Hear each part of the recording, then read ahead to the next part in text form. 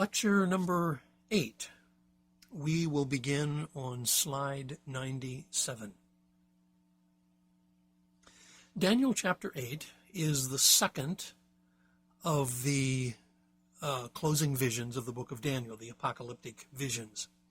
However, there is a shift between chapter 7 and chapter 8 that is not apparent in an English Bible or a vernacular Bible in any of the European languages. And that is that chapter 7 will conclude the Aramaic part of the book of Daniel. And when we begin chapter 8, we will resume in the Hebrew language. One of the advantages of chapter 8, at least for the reader and the interpreter, is that there is widespread agreement concerning what this chapter means. Rather than the three views that we have been looking at in chapter 2 and chapter 7, the Maccabean view, the Messianic view, and the dispensational view, here in chapter 8, pretty much everybody sees this chapter the same. And the reason this is so is because of a very clear indication that's given in verses 20 and 21. In the vision, the two-horned ram represents the kings of Media and Persia, and the shaggy goat is the king of Greece, and the large horn between his eyes is the first king of Greece. That kind of specificity has only been seen one other time so far, and that's back in chapter 2, when it said that the head of gold was Nebuchadnezzar's Babylon. So here in chapter 8, we've got some very clear markers from which we can work, and that, of course, sets the interpretation for the rest of the chapter, and therefore most people agree with that interpretation. The vision, therefore, is going to describe the struggle between Persia and Greece, and the outcome of that struggle with respect to the Jews. And I should mention also with this vision that you should understand the horns of the animals in the vision to symbolize power, especially political power. Horns in the ancient Near East were regular symbols of power, both in iconography as well as in literature, and you find references to horns many times in the Bible, and those times that it appears, often it appears with a symbolic value of the sense of power. So when we talk about the ram with two horns, we're talking about the political power of Medo-Persia. And when we talk about the shaggy goat with the central horn, we are talking about the power of Greece. Slide 98. In slide 98, we look at a map of the ancient Near East, particularly with respect to the Persian Empire, or the Achaemenid Empire, which reached its greatest extent under Darius III, just prior to the invasion of Persia by Alexander the Great. If you look at the right-hand side of the map, which would be the Far East, you'll see that the Persian Empire extended all the way to the Indus River, the edge of modern India. It also included all of the coastlines of the Persian Gulf. It included Armenia up in the Caucasus region between the Black Sea and the Caspian Sea. It included Palestine and Egypt. It included what we would call modern Turkey, as well as Macedonia on the Grecian mainland. This was by far the largest geographical extent of any of the ancient empires in the world up to that time. So when Alexander invades this empire, he is invading a huge, huge domain. Slide 99. At the time Daniel received the vision, he was in Susa, even though this was the third year of Belshazzar's reign. So he's still in the Babylonian Empire, but he is in Susa, which later will become one of the capitals, one of the major administrative centers of the Persian Empire. Slide 99 shows a top plan of the excavations of Susa by archaeologists. And you can get kind of a feel for the extent of this particular city. The Acropolis, the Apadana, which is the state buildings, the administrative buildings of the Persian government, and various other things that are noted there. We won't really have time to do a lot of explanation with the archaeological excavations of Susa, but I'll show you a few things that have come from the Persian period of Susa, which are quite fascinating. A number of them in the Louvre in Paris, France. In slide 100, you see a couple of winged lions. They also are like other images that we have seen from the ancient Near East, in which they are composite creatures, each having the body of a lion, the wings of an eagle, and the head of a man. And as they stand facing both ways, they are guardians of the Persian domain. Above them is the winged sun disk, another very familiar image from the ancient Near East, found not only in Persian iconography but also Assyrian and Babylon as well, and often symbolizes the sun god Shamash, and the wings of the sun indicate the rays of the sun. This particular bas-relief is in the Louvre in Paris, France, and should you ever be privileged to go to the Louvre, you may want to have a look at it.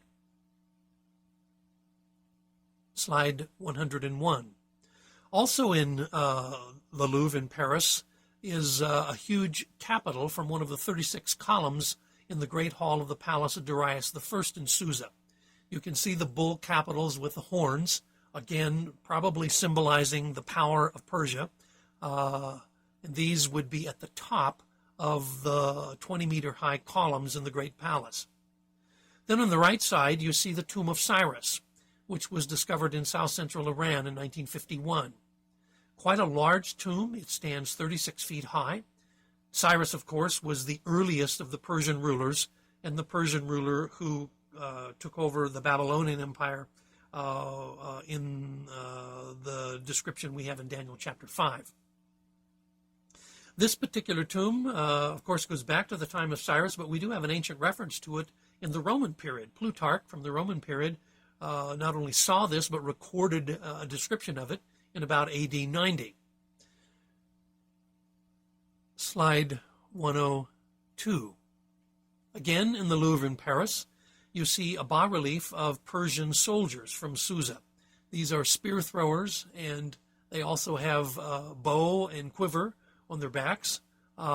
These colored tiles give you a fair insight into what a Persian soldier may have looked like in the time that we're talking about, the time of Daniel in the 6th century. Slide 103. So now we turn to the actual vision that Daniel saw in chapter 8. In this vision, he saw a ram with 2 horns standing beside the canal.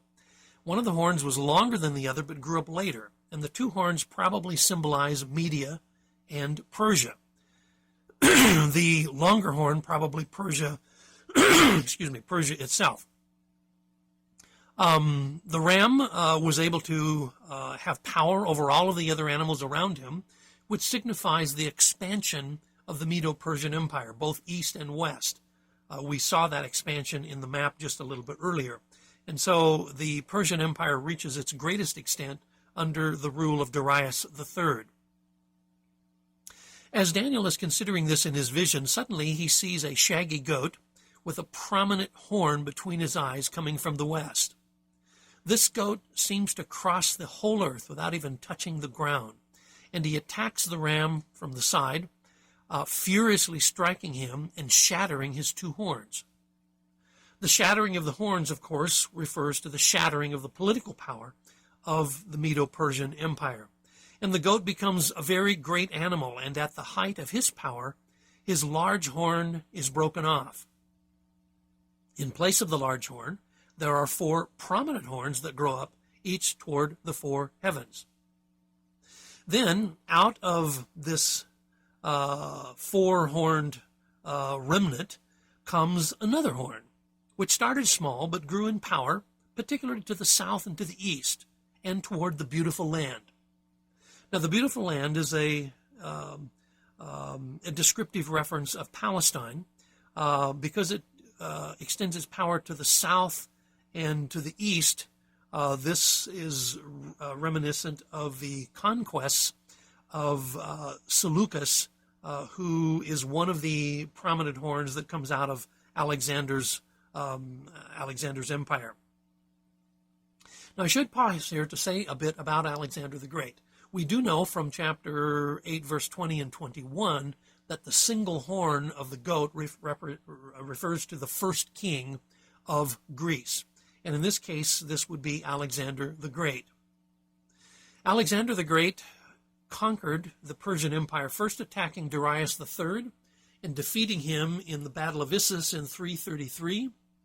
Then he turned backward and conquered Palestine and Egypt. Then, coming back into the Persian mainland, he defeated Darius III again, and this would be the final time, on the plain of the Tigris. And then, unexpectedly, he died in 323 BC. Alexander actually went as far as the eastern borders of the Persian Empire, and according to legends, his generals refused to go further east with him.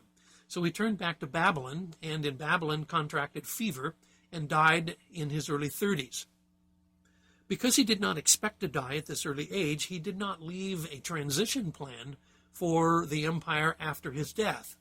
Legend has it, and we're not actually sure whether this really happened, but legend has it that on his deathbed, Alexander looked at his generals and simply said, "To the strongest."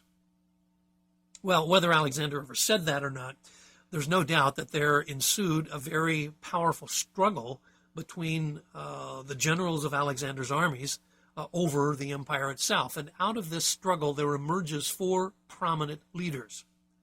These are the ones that are described by the prominent horns in Daniel 8, verse 8. Seleucus takes over the area of Persia, Mesopotamia, and Syria. Lysimachus takes over the area of Asia Minor, that is modern Turkey, and Thrace. Cassander took over Macedonia on the Grecian mainland, and Ptolemy took over Palestine and Egypt. Now, it had long been an ideal of Alexander to spread Hellenistic culture throughout his empire. Hellenistic culture, of course, is Greek culture. And because Alexander grew up with a very famous tutor, and the tutor was Aristotle, Alexander has a very strong opinion of the superiority of Greek culture. And the ideal, of course, was to spread Hellenism throughout the empire and to replace other cultures with Hellenistic culture. When we come to the small horn that is described in chapter 8 and verse 9 and the following verses, we are probably talking about Antiochus IV, one of the later rulers of the Seleucid Empire in the north. This particular leader, it says in verse 10, grew until it reached the host of the heavens and through some of the starry host of the earth and trampled on them. Now, obviously, the host of the heavens and the starry host probably are symbols of something, and it is most likely that they go back to the promise of God to Abraham, that Abraham's seed would become as the stars of the heaven. You may remember back in the book of Genesis that God had Abraham step out of his tent and look up into the sky and see all of the stars spangled there. And in the stars and the celestial bodies, God said to Abraham, "So shall your offspring be." Here in Daniel, the host of the heavens and the starry host probably therefore refers to the Jewish descendants of Abraham, or the Jewish community itself. And the attacker, this small horn, probably referring to Antiochus Epiphanes, is going to attack the Jewish people. He will take away the daily sacrifice, and the place of the sanctuary will be brought low. In fact, he will set himself up against the prince of the host. Now, the term prince of the host, again, is a symbol, and this is a little less certain. It could theoretically refer to one of the angels, who is a patron angel for the Jewish people. Later, Michael is going to be described that way. Michael, the archangel, is described as the prince of the Jewish people in chapter 12. Or it could also refer to the high priest. He also is sometimes referred to as a prince, and Onias III was the high priest at that time. So we're not absolutely sure who the prince of the host is, but it could be either of those things. But in any case, Antiochus attacks the prince, he attacks the temple, and he takes away the daily sacrifice. The host of the saints and the daily sacrifice would be given into his hands, and the little horn will prosper in everything it does, throwing truth to the ground. Then, in the midst of this vision, Daniel hears a voice, and it says a question: how long will it take for the vision to be fulfilled? the vision concerning the removal of the daily sacrifice and the rebellion that causes desolation? And the answer was, it will take 2,300 evenings and mornings. Then the sanctuary will be reconsecrated. Slide 104.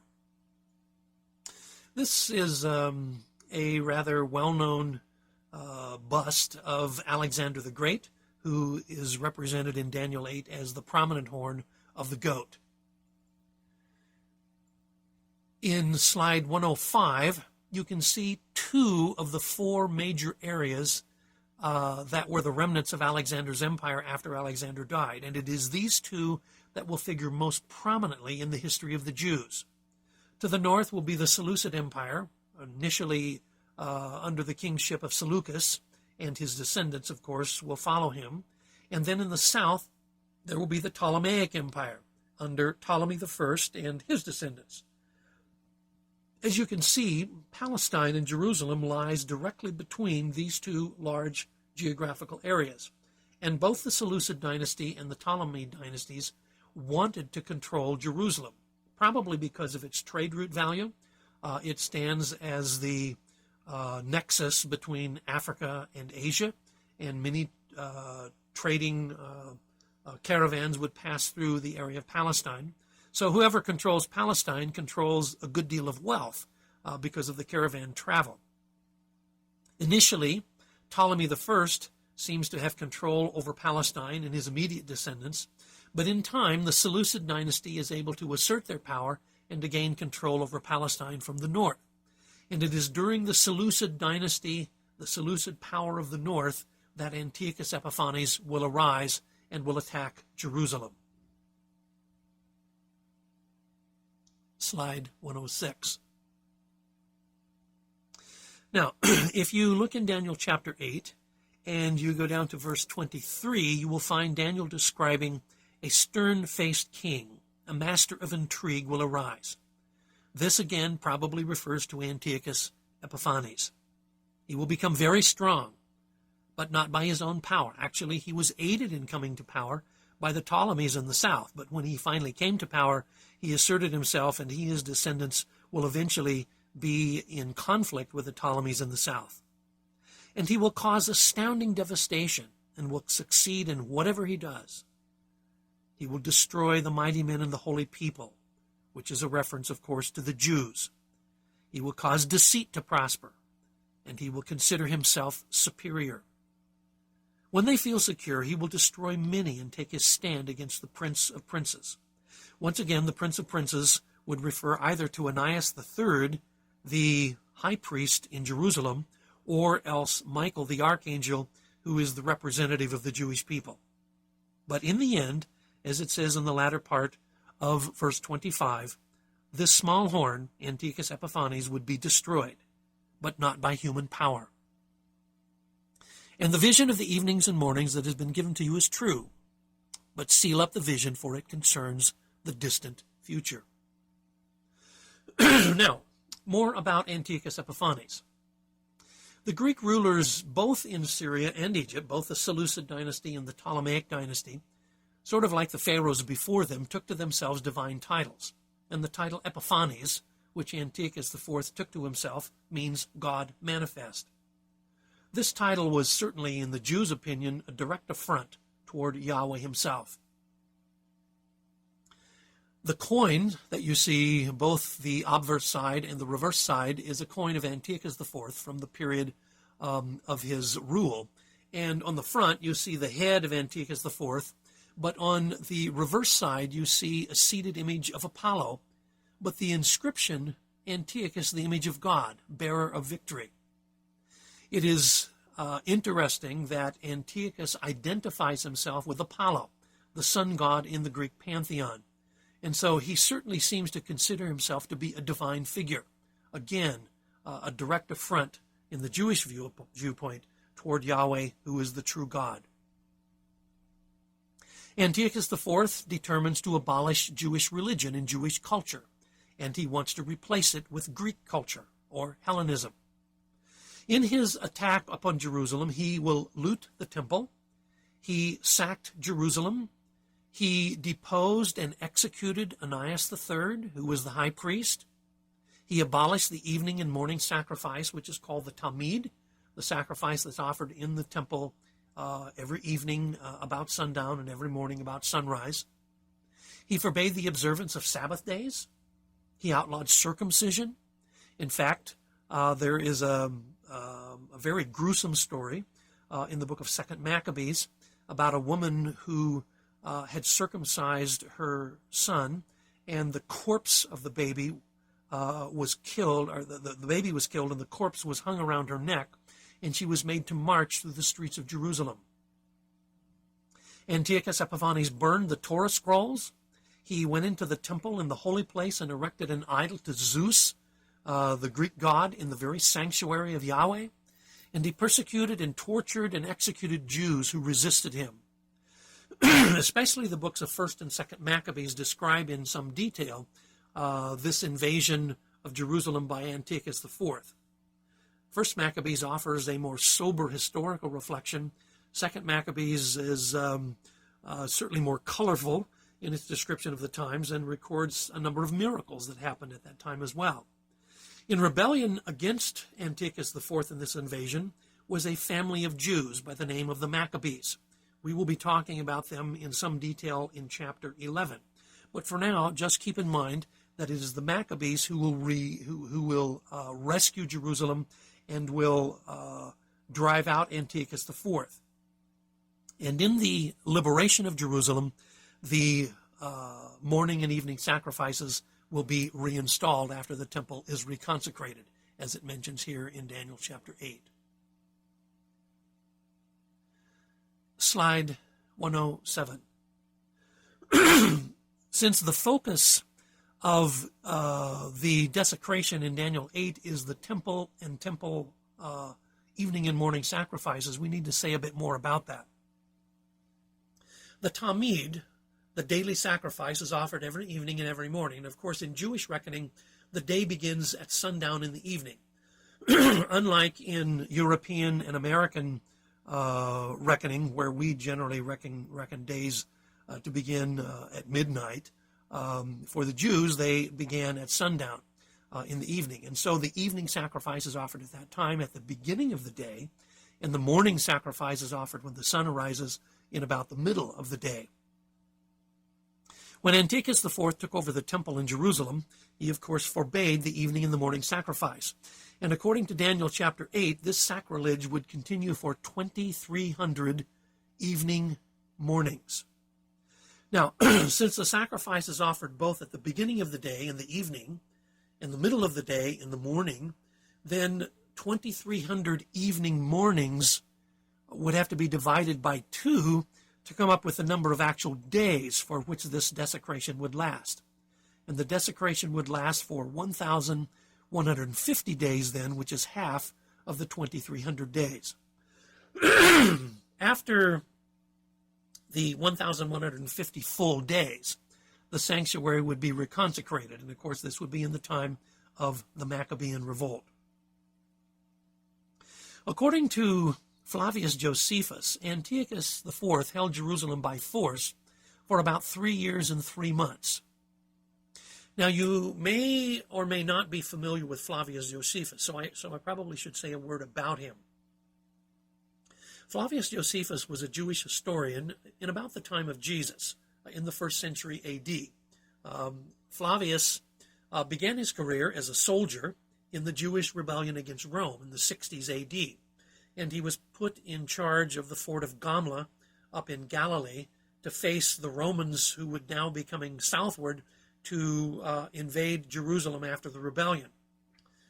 Josephus only lasted about 3 days before the Romans overwhelmed him, and after his short career as a military officer, he decided that perhaps he would change vocations, and he became a historian.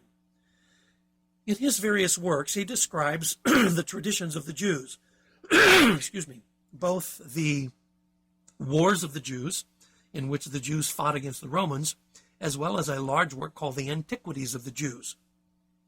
In the Antiquities of the Jews, Josephus preserved many of the traditions of the Jews up to that time. And while scholars would not necessarily always give to Josephus impeccable historical credentials, they always take his history seriously. So, if Josephus says that Antiochus held Jerusalem by force for about 3 years and 3 months, we probably should take that as a fairly accurate figure. However, you should also understand that it was a common Jewish reckoning that any part of a month was reckoned as a month. So the 3-month increment of the 3 years and 3 months might be less than 3 months. And probably Josephus' reckoning is more or less equal to the 1,150 days that you find described here in Daniel chapter 8, when the daily sacrifice is abolished. This, in fact, would be about 3.5 years long.